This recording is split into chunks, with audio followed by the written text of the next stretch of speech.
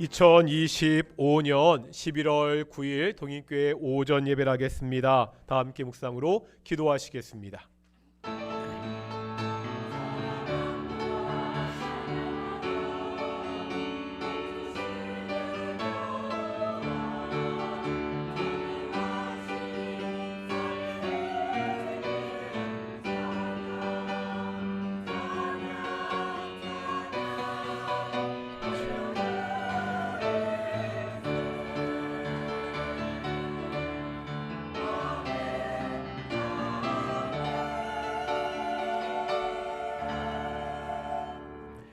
사도신경으로 우리의 신앙을 고백하겠습니다. 나는 전능하신 아버지 하나님 천지의 창조주를 믿습니다. 나는 그의 유일하신 아들 우리 주 예수 그리스도를 믿습니다. 그는 성령으로 잉태되어 동정녀 마리아에게서 나시고 본디오 빌라도에게 고난을 받아 십자가에 못 박혀 죽으시고 장사된 지 사흘 만에 죽은 자 가운데서 다시 살아나셨으며 하늘에 오르시어 전능하신 아버지 하나님 우편에 앉아 계시다가 거기로부터 살아있는 자와 죽은 자를 심판하러 오십니다. 나는 성령을 믿으며 거룩한 공교회와 성도의 교제와 죄를 용서받는 것과 몸의 부활과 영생을 믿습니다. 아멘. 성시 교독하겠습니다. 교독문 79번입니다. 요한복음 15장입니다. 요한복음 15장 말씀 교독하겠습니다. 나는 포도나무요 너희는 가지라. 그가 내 안에 내가 그 안에 거하면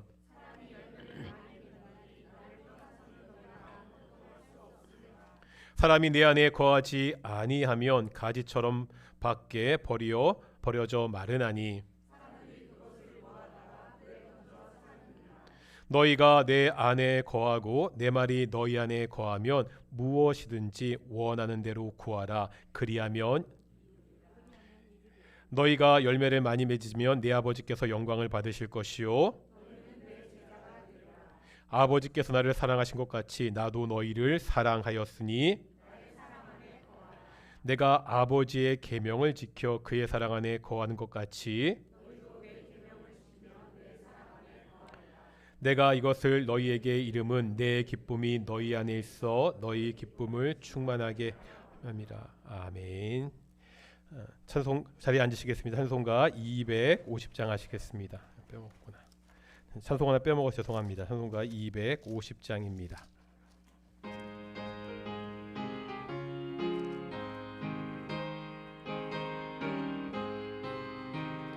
구주의 십자가 보혈로 죄 씻음 받기를 원하네. 내 죄를 씻으신 주 이름 찬송합시다. 찬송합시다. 찬송합시다. 내 죄를 씻으신 주 이름 찬송합시다. 죄악을 속하여 주신 주 내 속에 들어와 계시네. 십자가 앞에서 주 이름 찬송합시다. 찬송합시다. 찬송합시다. 내 죄를 씻으신 주 이름 찬송합시다. 주 앞에 흐르는 생명수 날 씻어 정하게 하시네. 내 기쁨 정성을 다하여 찬송합시다. 찬송합시다. 찬송합시다. 내 죄를 씻으신 주 이름 찬송합시다. 내 주께 회개한 영혼은 생명수 가운데 젖었네. 흠없고 순전한 주 이름 찬송합시다. 찬송합시다. 찬송합시다. 내 죄를 씻으신 주 이름 찬송합시다. 예배를 위해서 김경자 권사님 기도하시겠습니다.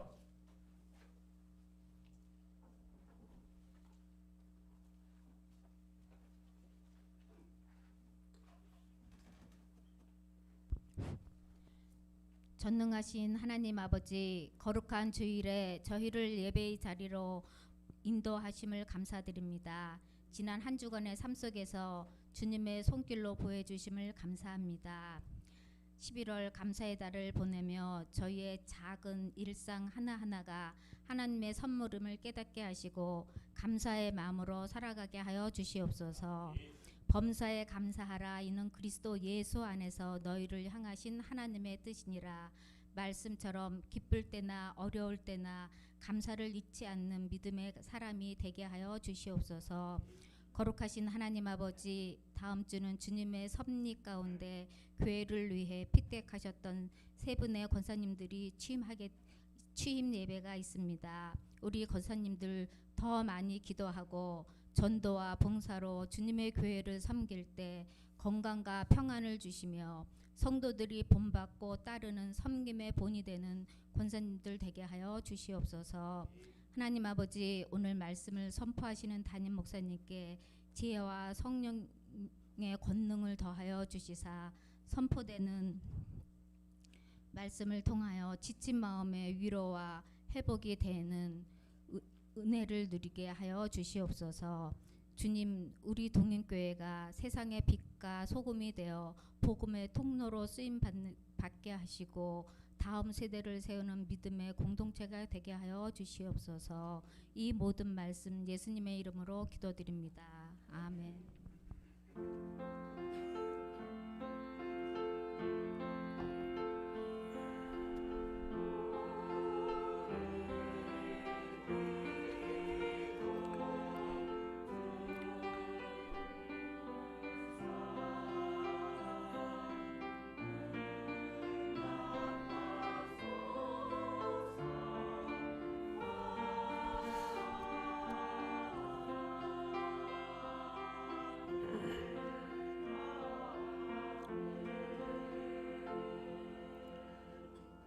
함께 말씀 보겠습니다. 구약성경 룻기 1장 1절부터 6절까지 말씀입니다. 룻기 1장 1절부터 6절까지 말씀 함께 보도록 하겠습니다. 교독하겠습니다. 제가 먼저 1절 말씀 봉독하겠습니다. 사사들이 치리하던 때에 그 땅에 흉년이 드니라. 유다 베들레헴에 한 사람이 그의 아내와 두 아들을 데리고 모압 지방에 가서 거류하였는데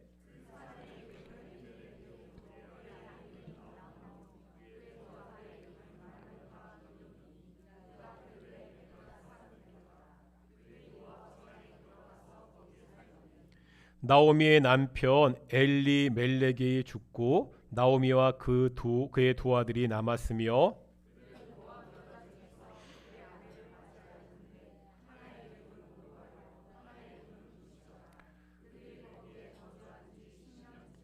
말론과 기론 두 사람이 다 죽고 그 여인은 두 아들과 남편의 뒤에 남았더라.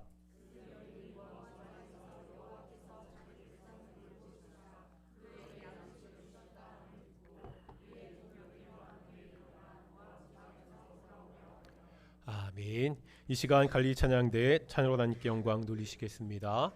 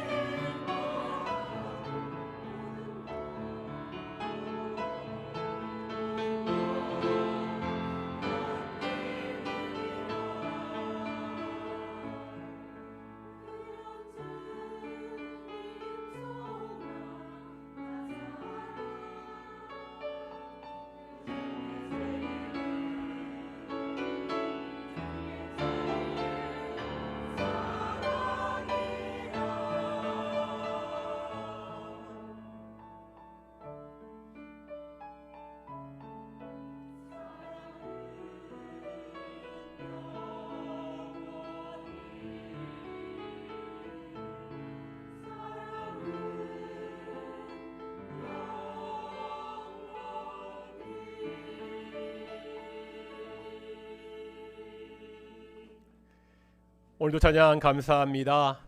우리 앞뒤 자업력이 이렇게 인사하겠습니다. 찬양의 가사처럼 우리가 사랑하는 공동체가 되었으면 좋겠는데요. 우리 자주 하는 인사 있죠? 예수님 안에서 당신을 사랑합니다. 우리가 받았던 그리스도 예수 그 사랑 안에서 서로 사랑하는 귀한 공동체가 되기를 축원합니다. 다시 한번 인사하겠습니다. 하나님이 우리와 함께 하십니다. 오늘 동인교회 예배도 하나님의 영광의 임재가 있는 귀한 예배가 되기를 축원합니다. 우리나라에 여러 프로 스포츠 경기가 있습니다.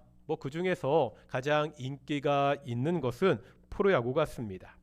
올해 관객 수가 1230만 명을 넘었습니다. 작년에 이어서 다시 역대 최고 기록을 경신했다고 이야기합니다. 그런데 이 야구는요, 다른 구기 종목과 좀 다른 점이 있다는 말씀을 드린 적이 있습니다. 축구나 농구 같은 경기는 상대방 골문에 골을 넣어야 됩니다. 하지만 야구는 다릅니다. 야구 규칙 좀 아십니까? 타자가요, 홈 베이스를 떠나 1루, 2루, 3루를 거쳐서 다시 홈으로 돌아와야 점수를 얻습니다.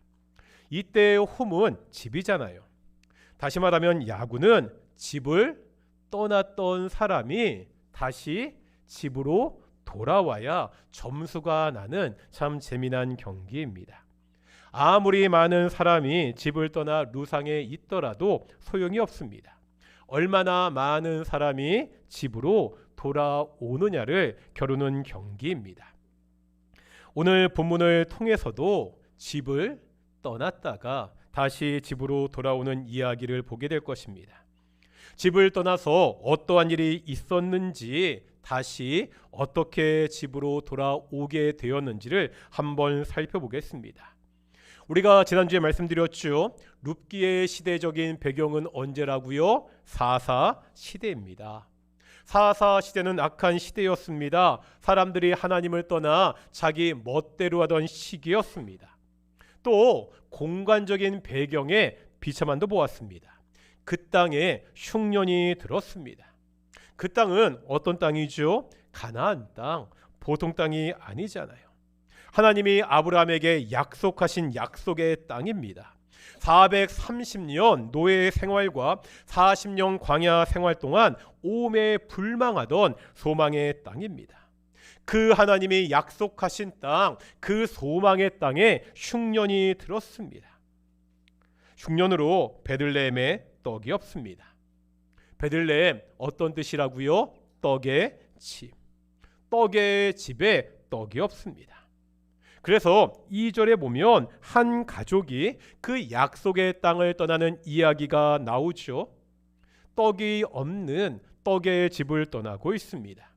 그때 그 가족을 이끌고 있는 가장의 이름이 엘리멜렉입니다. 엘리멜렉 이름의 뜻은 나의 하나님은 왕이시다입니다. 더 이상 하나님이 왕으로 계시지 않는 그 약속의 땅을 나의 하나님은 왕이시라는 이름을 가진 엘리멜렉이 떠나고 있습니다. 이렇게 고향을 떠나서 낯선 곳에 정착하는 것은 쉬운 일이 아닙니다. 이런 상황에서 이 가정에 정말로 더 심각한 문제가 생깁니다. 오늘 본문 3절에 보니까 이 가장인 엘리멜렉이 죽습니다. 낯선 이국 땅에서 가장이 죽었습니다. 청천벽력과도 같은 충격입니다.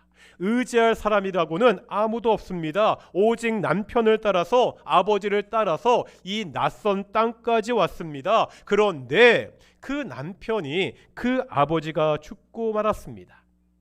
그러면서 이제 룻기 이야기의 초점이 엘리멜렉에서 나오미로 바뀌고 있습니다. 2절에 나오는 사람의 소개를 볼 텐데요. 2절 상반절입니다. 이렇게 말하고 있죠. 그 사람의 이름은 엘리멜렉이요 그의 아내의 이름은 나오미요. 지금 엘리멜렉을 중심으로 가족을 소개하고 있습니다. 그런데 엘리멜렉이 죽고요. 3절에 보면 바뀌고 있죠. 어떻게 바뀌죠? 나오미의 남편 엘리멜렉이 죽고 나오미를 중심으로 설명하고 있습니다. 이제 나오미가 이 이야기의 중심이 되고 있습니다. 이것은 룻기가 끝날 때까지 계속됩니다. 앞으로 룻기의 저자는 모든 이야기를 이 나오미의 관점으로 풀어갑니다. 남편이 죽은 다음 나오미는 최선을 다해 살았습니다. 아직 두 아들이 있기에 그 아들을 보라보며 열심히 살았습니다. 그래서 4절에 보면 그들을 잘 키워서 장가까지 보냈습니다. 남편 없이 혼자 이국 땅에서 이만큼 해낸 것입니다. TV에서 가끔 억척스러운 우리네 어머니를 보게 됩니다. 젊은 날에 남편을 잃고 과부가 되었습니다. 정말 혼자 힘으로 억척스럽게 자식들을 공부시키고 결혼까지 시킵니다. 오늘 본문의 나오미를 보면 마침 우리네 그 억척스러운 어머니를 보는 것 같습니다. 이게 드라마라면 보통 여기서 끝이 나지요. 모진 고생을 이기고 다 행복하게 살았습니다. 해피 엔딩으로 끝나는 경우가 많이 있습니다. 그런데요, 오늘 본문의 나오미는 그렇지 않았다는 거예요. 불행이 계속되고 있습니다. 이제 5절입니다. 어떤 불행이 있지요? 말론과 기럨 두 아들이 다 죽습니다. 남편이 죽고서 의지하며 살았던 그 두 아들마저 죽고 말았습니다. 남편을 잃고서요 오직 아들을 바라보며 살았습니다. 이제 겨우 장가 보내어서 그 삶이 안정되나 싶었습니다. 그런데 그 아들마저 한 명이 아니라 다 두 명 다 죽었다고 오늘 본문은 기록하고 있습니다. 이 두 아들이 왜 죽었는지 룻기의 저자는 관심이 없습니다. 다만 나오미가 처한 현실을 담담하게 묘사하고 있습니다. 나오미의 이름조차 거론하지 않습니다. 5절에 보면 이렇게 말합니다. 그 여인은 두 아들과 남편의 뒤에 남았더라. 오직 나오미 혼자 남았다고 그렇게 기록하고 있습니다. 1절부터 5절까지 5절 짧잖아요. 이 짧은 절 안에 나오미에게 불행이 숨가쁘게 닥치고 있습니다. 한번 이 불행들을 정리해 볼까요? 살던 땅에 흉년이 들었습니다. 너무나 심각해서 정들었던 고향을 사람들을 떠나야 됐습니다. 그래도 흉년은 견딜만 합니다.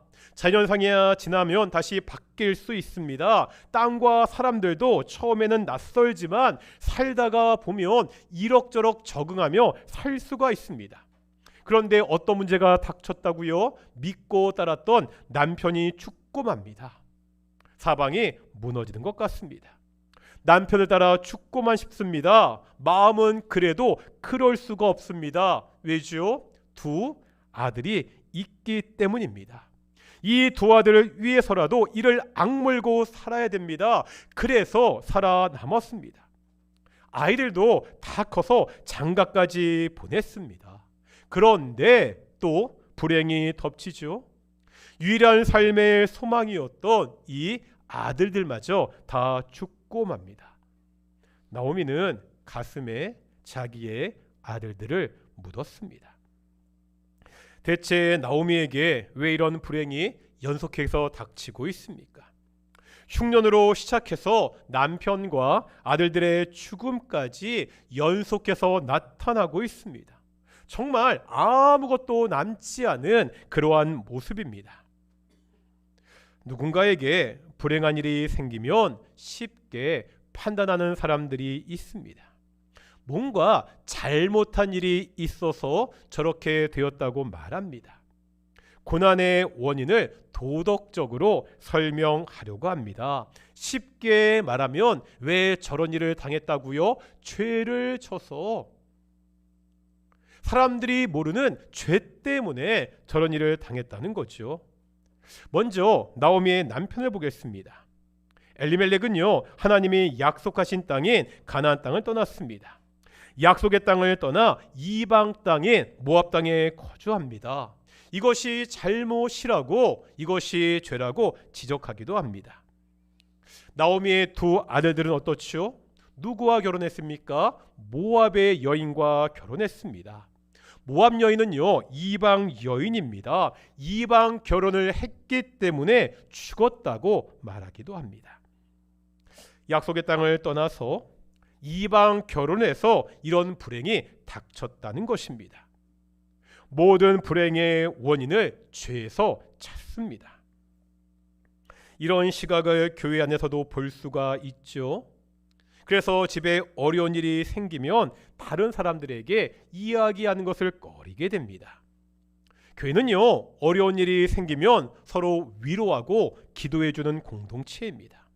그런데 혹시 다른 사람들이 자신의 불행을 보고 흉볼까 두려워하는 경우도 있습니다. 도대체 무슨 잘못을 해서, 우리가 모르는 무슨 죄를 지어서 저런 일이 생긴 거야, 이런 말을 들을까 쉬쉬하는 경우도 있습니다. 그런데요, 오늘 본문을 다시 한번 보겠습니다. 성경에는요, 전혀 죄에 대한 언급이 없습니다. 약속의 땅을 떠난 행동이, 이방 여인과 결혼한 행동이 죽음의 원인이 되었다고 설명하고 있지 않습니다. 재난과 비극이라는 것이요, 언제나 죄의 결과는 아니라는 거예요. 물론 죄 때문에 어려움이 생길 수가 있습니다. 하나님은요, 죄를 심판하십니다. 우리가 그 죄에서 돌아서도록 하기 위해서 우리에게 고난을 주시는 경우도 있습니다. 하지만 항상 그렇지는 않다는 거예요. 욥기에서 욥을 보면 잘 알 수 있잖아요. 오늘 본문에서 나오미에게 닥친 재난과 비극의 원인이 무엇인지 정확하게 알 수가 없습니다. 오늘 본문은 이 비극의 원인에 관심을 두고 있지 않기 때문입니다. 다만 한 가지 분명한 사실이 있다는 거예요. 이 재난과 비극적인 상황 속에 남아있는 사람이 있다는 것입니다. 누가 남아있죠? 나오미가 남아있습니다. 죽은 사람이야 어찌하지 못합니다. 하지만 살아남은 사람은 다시 살 길을 찾아야 됩니다. 도저히 빠져나올 수 없을 것 같은 그 불행의 미로를 헤쳐 나와야 됩니다. 때로 우리 삶 가운데 이해할 수 없는 어려움이 닥칠 때가 있습니다. 내가 감당하기에 너무나 벅찹니다. 혼자 어두운 방 안에서 눈물을 치으며 탄식을 하는 때도 있습니다. 때로는요, 가족들도, 그렇게 지냈던 친구들도 아무런 도움이 되지 않는 것 같습니다. 정말 이 세상에 나 혼자만 덩그러니 남아 있는 것 같습니다. 이럴 때 우리가 어떻게 해야 되죠? 우리에게는요, 어떠한 소망이 있습니까? 어떻게 해야 이 어려움과 불행에서 벗어날 수 있죠? 오늘 본문 6절은 그 방법을 우리에게 보여주고 있습니다. 다 같이 한번 6절 말씀 읽겠습니다. 6절입니다. 시작.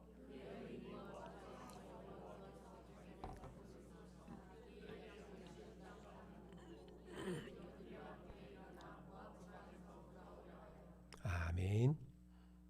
절망 속에 있던 그 여인 나오미가 한 가지 소식을 듣게 되지요. 어떠한 소식을 듣습니까? 여호와께서 자기 백성을 돌보셨다는 소식입니다. 여기서 돌보다는 말은 히브리어로 파카드라는 단어입니다. 이 파카드라는 말에는 방문하다, 찾다, 이러한 의미가 있습니다. 그래서 영어 성경인 킴 제스 버전에 보면 이렇게 번역합니다. The Lord had visited his people. 하나님께서 자신의 백성을 방문하셨다, 이렇게 번역하고 있습니다. 하나님이요 자신의 백성을 방문하셨습니다. 하나님이 자신의 백성을 찾아오셨습니다. 지금 백성들이 흉년의 고통 속에 있습니다. 하나님이 그 백성의 어려움을 보시고 그 백성을 돌보시사 직접 찾아오셨다고, 방문하셨다고 오늘 본문은 말씀하고 있습니다. 고난 중에 있는 사람들, 고통 중에 있는 사람들을 찾아오신 하나님. 그런데 이 말을 들으면 떠오른 것이 있지 않습니까? 고통 중에 있는 사람들을 찾아오신 하나님, 무엇이 떠오르시죠? 요한복음 1장 14절입니다. 요한복음 1장 14절 다 같이 한번 읽어보겠습니다. 시작.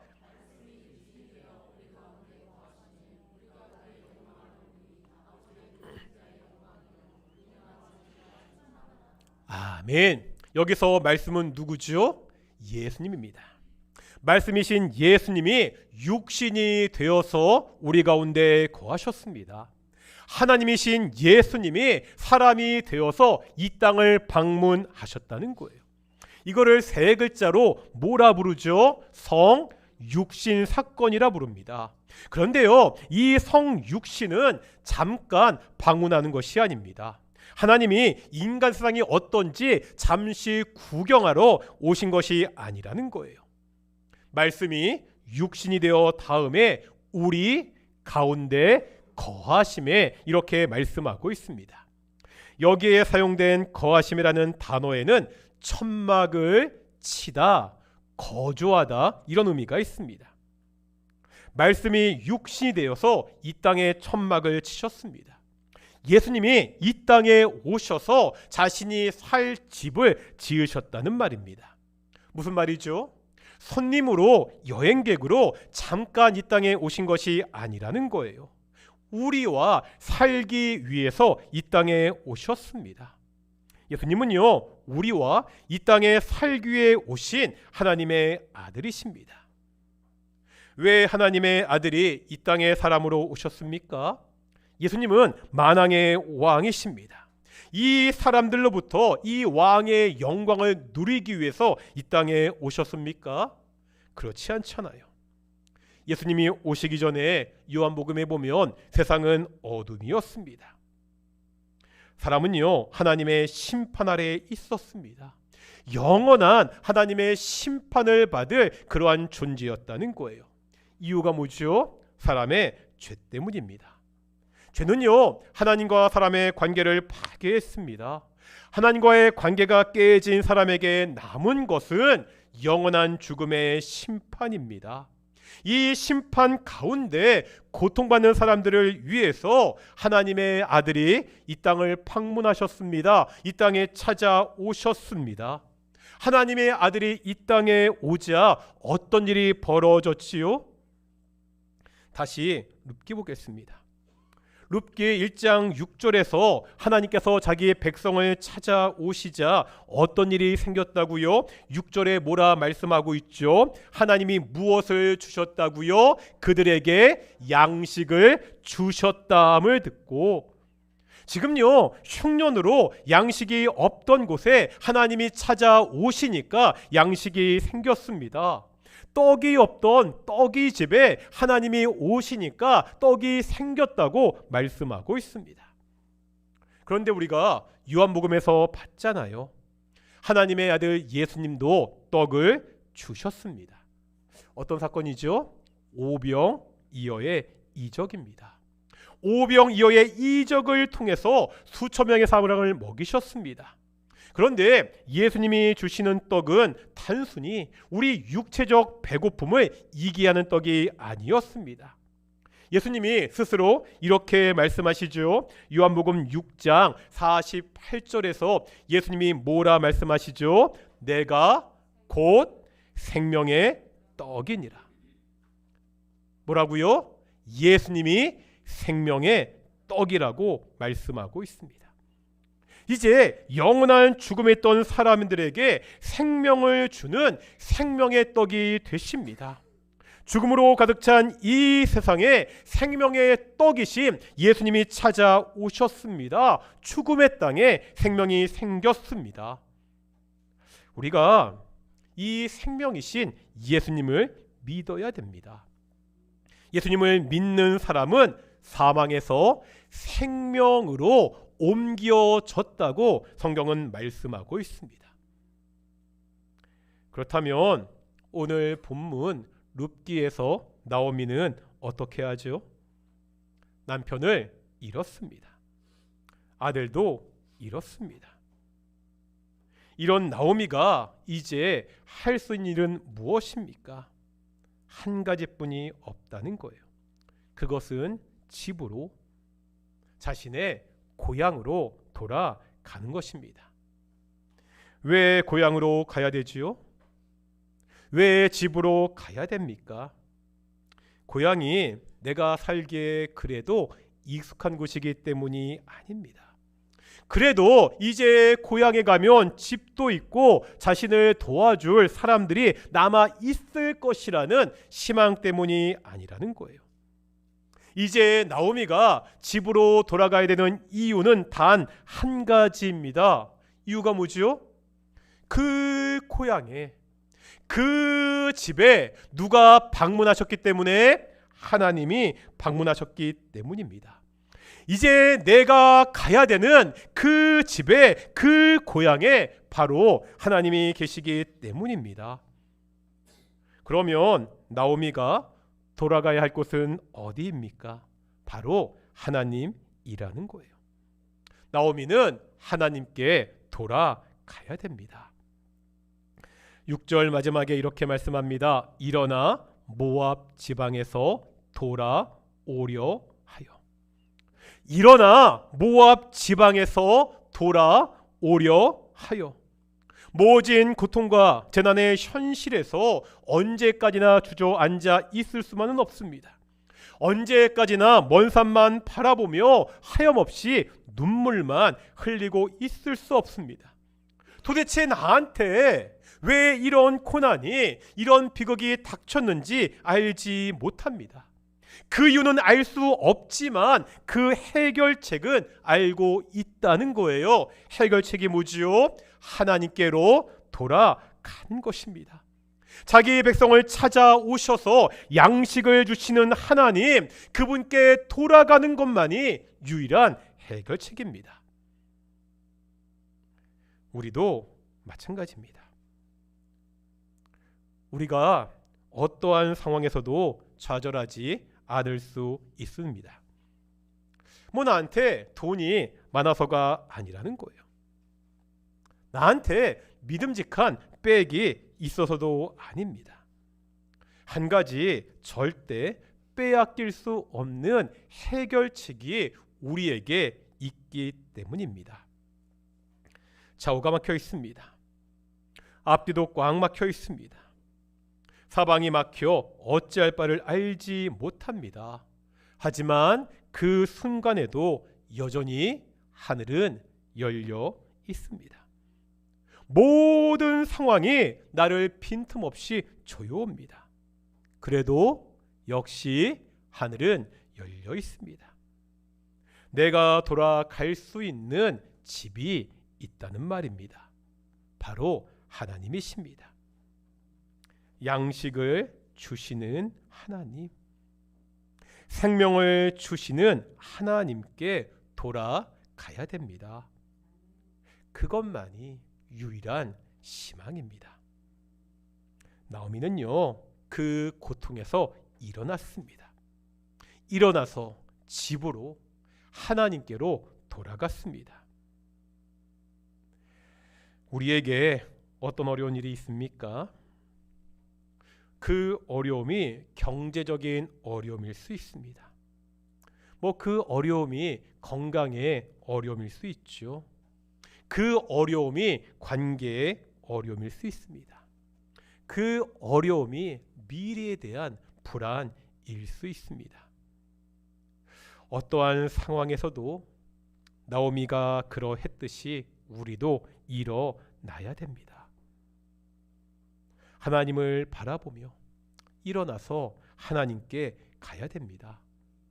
그것만이 유일한 우리의 살 길이라는 것을 오늘 본문은 말씀하고 있습니다. 아무리 힘들어도요, 이렇게 나와서 하나님께 예배하는 이 시간을 포기하지 말아야 됩니다. 아니, 너무나 힘들기 때문에 더욱더 하나님께 매달리며 기도해야 됩니다. 나를 사랑하시는 하늘에 계신 전능하신 우리 아버지께서 나의 눈물을, 우리의 기도를 외면하지 않으신다고 성경은 우리에게 가르치고 있습니다. 어떠한 상황에서도 일어나 하나님을 바라보며 하나님을 의지하며 하나님께 돌아가는 귀한 동인의 성도들이 되시기를 축원합니다. 백성들에게 떡을 주시는 하나님, 우리에게 영원한 생명을 주신 그 하나님을 의지하며 살아가는 귀한 동인의 성도들이 되시기를 축원합니다. 찬송가 280장인데요. 천부여 의지없어서 함께 찬양하며 나아가겠습니다.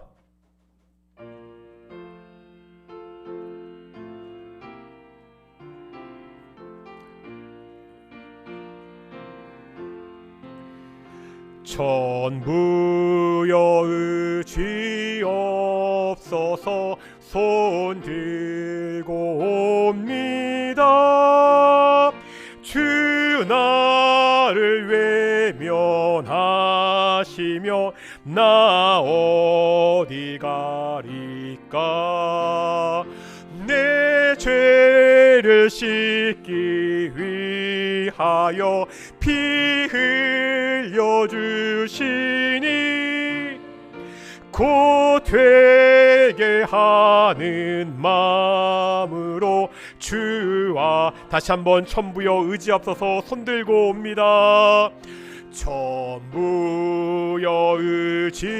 의지없어서 손들고 옵니다. 주 나를 외면하시면 나 어디 가리까. 내 죄를 씻기 위하여 피 흘려주시니 곧 되게 하는 마음으로 주 다시 한번 천부여 의지없어서 손들고 옵니다. 천부여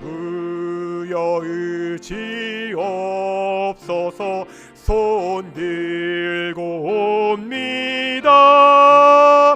주 나를 외면하시면 나 어디 가리까.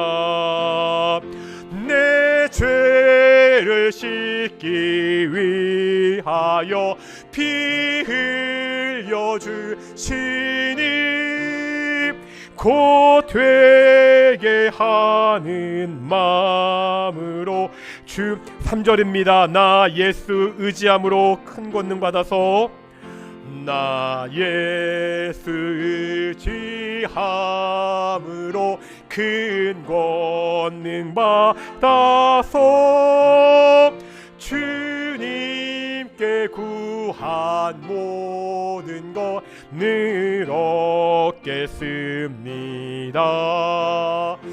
내 죄를 씻기 위하여 피 흘려주시니 곧 되게 하는 마음으로 주 앞에 옵니다. 우리가 오늘도 천부께 나아갑니다. 천부 하늘에 계신 전능하신 우리 하나님입니다. 천부께 하늘 아버지께 우리가 다른 것을 의지할 곳이 없기 때문에 오직 손들고 우리가 주께 나아갑니다.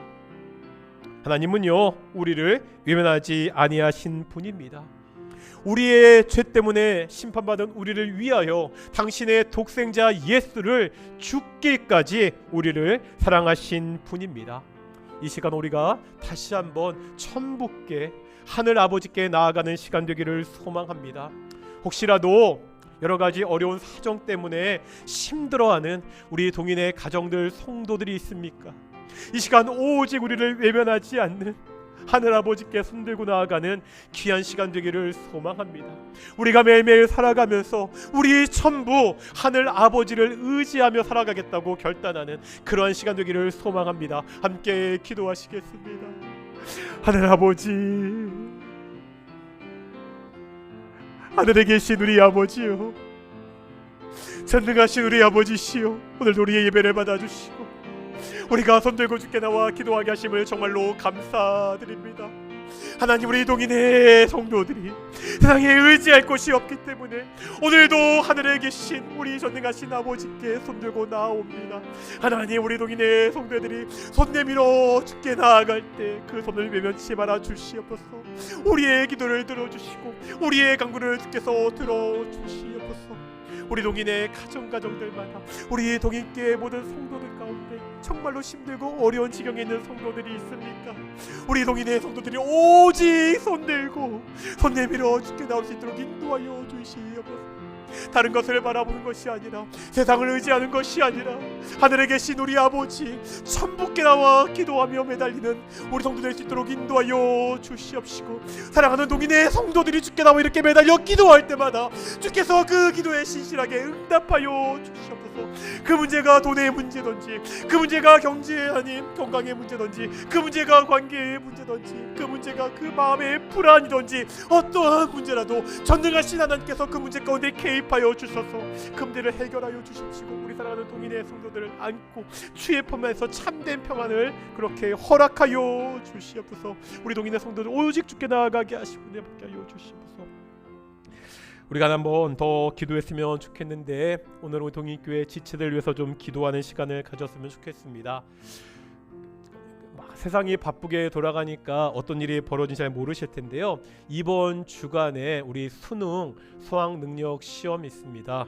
우리 동인교회에서 우리 김태관 집사님, 우리 딸 예린이가 우리 이번에 시험 보거든요. 우리 수능 시험 잘 볼 수 있도록 우리 예린이가 한동안 계속 예배를 참석하지 못하는데 무엇보다 예비 가운데 예린이 가운데 믿음을 달라고 기도했으면 좋겠고요. 지금 군 복무하는 우리 청년들도 있습니다. 역시 우리 김태관 집사님 아들 도연이도 지금 군 복무 중에 있고, 우리 승빈이 안승빈 형제도 지금 군 복무 중에 있습니다. 우리 군 복무 중인 청년들 건강하게 우리 군대 생활 잘 그렇게 마칠 수 있도록 기도했으면 좋겠고요. 우리 기도할 때 우리 청년들 위해서 기도했으면 좋겠습니다. 사랑하는 청년들, 참 힘들고 어려운 시대를 살아가고 있는데 이 힘들고 어려운 시대 오직 하나님의 은혜 가운데 세상에서 정말 새벽 이슬 같은 빛과 소음 살아가는 우리 동인교회 청년들 될 수 있도록 기도해 주셨으면 좋겠고요. 우리 좋은 배우자 만나서 좋은 가정을 이룰 수 있도록, 지금 어린 자녀가 있는 그러한 청년들도 있는데 그 자녀가 은혜 가운데 잘 자랄 수 있도록 우리 하루를 위해서 또 함께 기도한 시간 되었으면 좋겠습니다. 함께 기도하시겠습니다.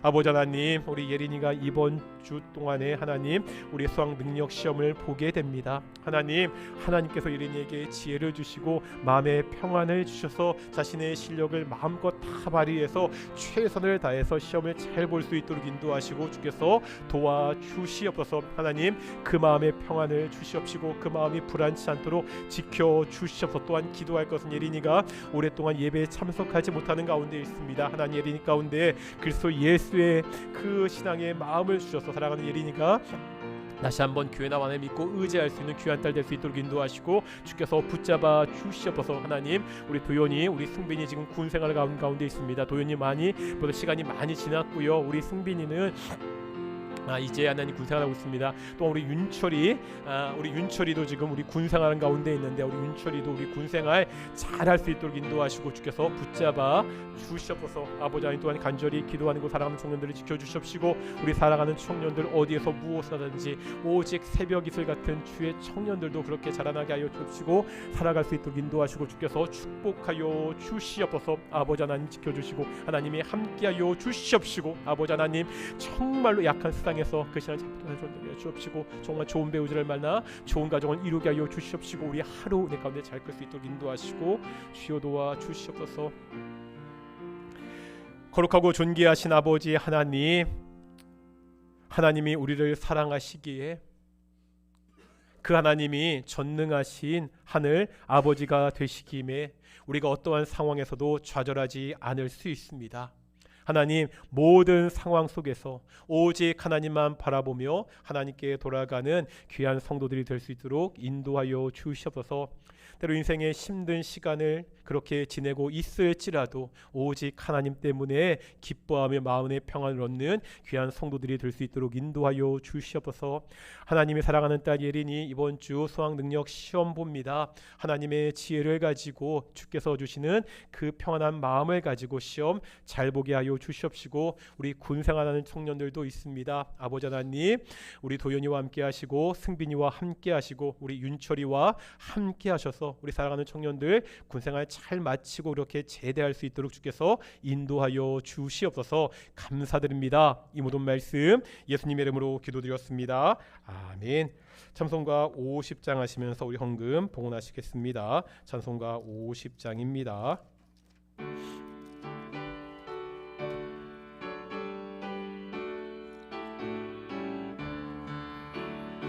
내게 있는 모든 것을 아낌없이 드리네. 사랑하고 의지하며 주만 따라 살리라. 주께 드리네.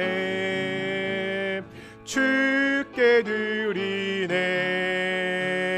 사랑하는 주 앞에 모두들 3절입니다. 내게 있는 모든 것을 주를 위해 드리네. 주의 성령 충만하게 내려 주소서. 주께 드리네. 주께 드리네. 사랑하는 구주 앞에 모두 드리네.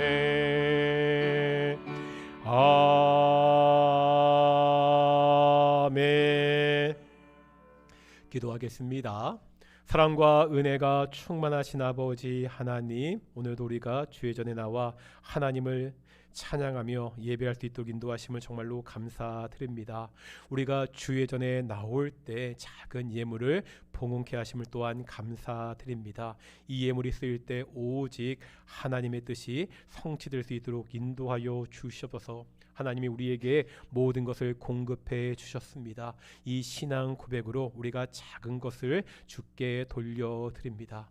우리가 매일매일 살아가면서도 우리에게 모든 것을 공급해 주신 하나님을 의지하며 살아가는 귀한 성도들이 될 수 있도록 인도해 주시옵소서. 감사드립니다. 이 모든 말씀 예수님의 이름으로 기도드렸습니다. 아멘. 다시 한번 인사하겠습니다. 하나님이 우리와 함께 하십니다.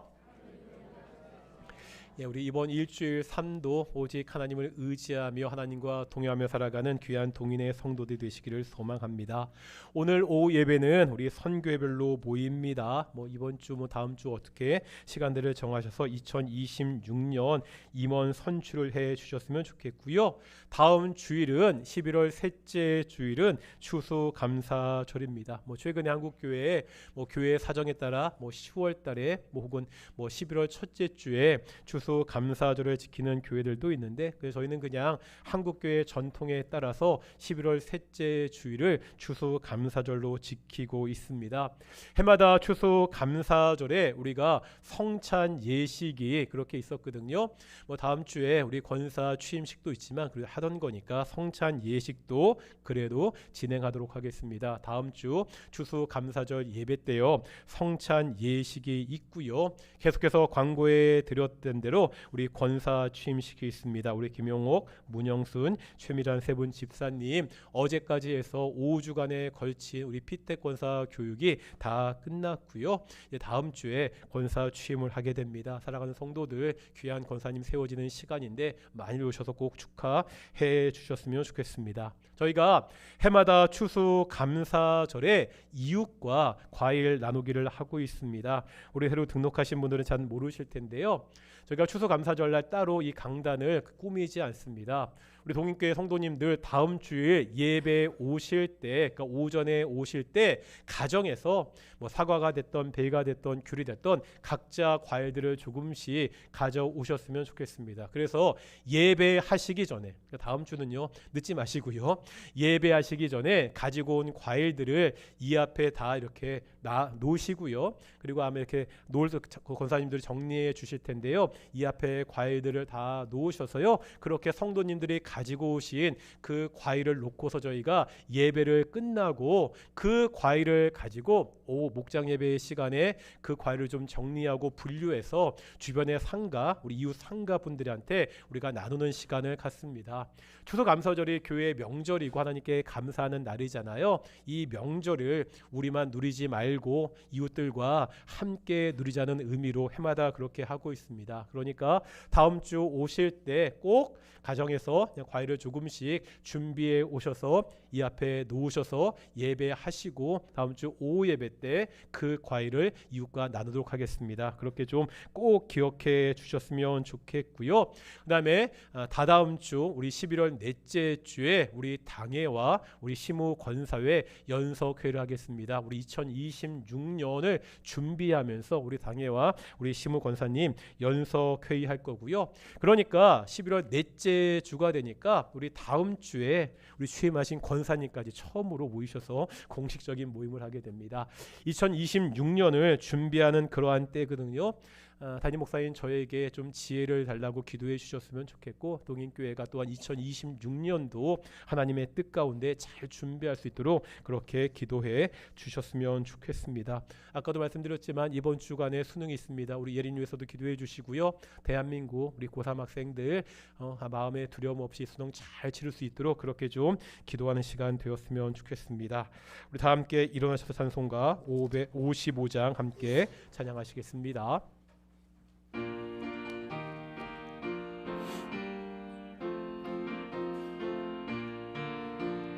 주 이름으로 모였던 우리가 지금 헤어질 때에 언제나 함께 하시며 평안케 하소서. 아멘. 기도하겠습니다. 이제는 예수 그리스도의 은혜와 아버지 하나님의 사랑하심과 성령 하나님의 인도하심이 오직 하나님을 바라보며 어떠한 어려운 일이 있더라도 하나님께 돌아가는 우리 동인의 성도들 가운데 영원히 함께 하시기를 축원하옵나이다. 아멘.